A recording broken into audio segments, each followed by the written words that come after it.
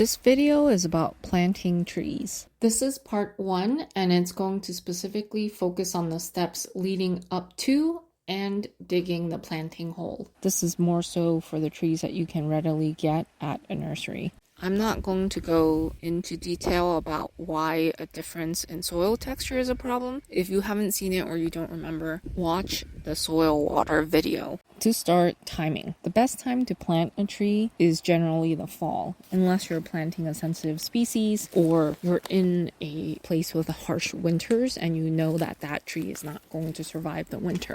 Otherwise, fall is great because the days are starting to get shorter and cooler, so the trees don't lose as much water through their leaves. The roots are going to start growing and establishing themselves in the soil before the canopy starts growing in the spring.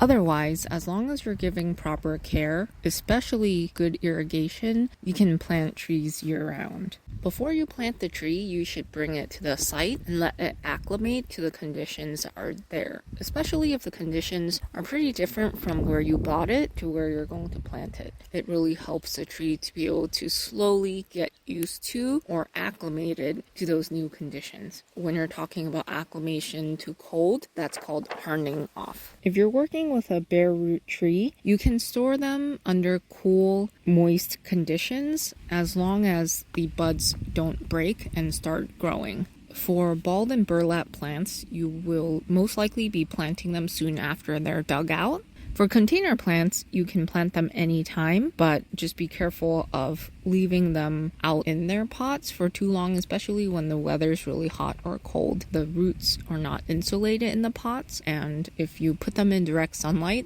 the sunlight can actually kill off the roots in the pot on the side that's facing the afternoon sun. Now let's talk about the planting hole. If you're planting in a place where there could be utilities, make sure you call USA Underground or a similar service that will tell you where the public utilities are. They may not know the locations of private lines, but either way, it's good to know before you start digging so you don't accidentally damage utilities. You want to start looking at the root ball to determine how deep this hole should be. The root ball is anything from the base of the trunk below. Once you're done planting the tree, the root ball is going to be completely underground. So you could do what the study guide mentions, which is to poke around with a stick to figure out where the top of the original roots are, because you may have extra soil that was added on top of the root ball in the nursery, but it's actually better if you just remove all that soil. Once you have the trunk flare exposed, then you want to look at the roots of the root ball. If the tree has been in that container for a long time, you're going to see circling roots that match the shape of the container.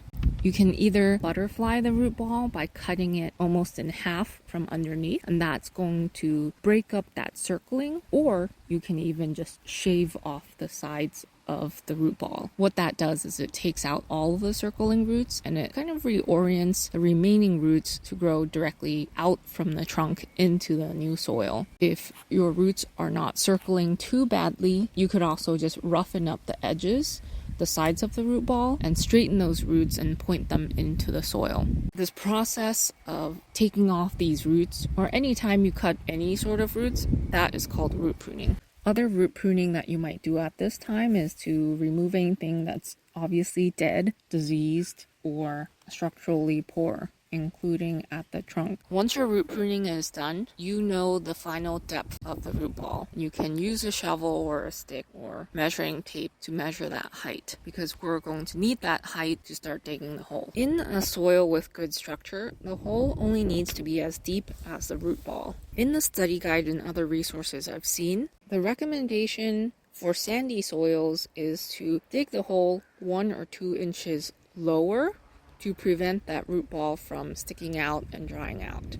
On other soils, the recommendation is to dig it about 2 inches less than the depth of the root ball, because you want the root ball to stick out of the soil a little bit because of drainage issues underneath. You don't want the root ball to settle into loose soil and to be deeper than the surrounding soil, because water is going to accumulate near the trunk and create issues. As far as the width of the hole, if you're looking at a container plant or a ball and burlap plant, that hole should be at least 2 times the width of the root ball. The idea here is that you want to loosen enough of the native soil that when you put it back in, there's going to be less transition between the soil in the root ball and the soil that the tree's getting planted in.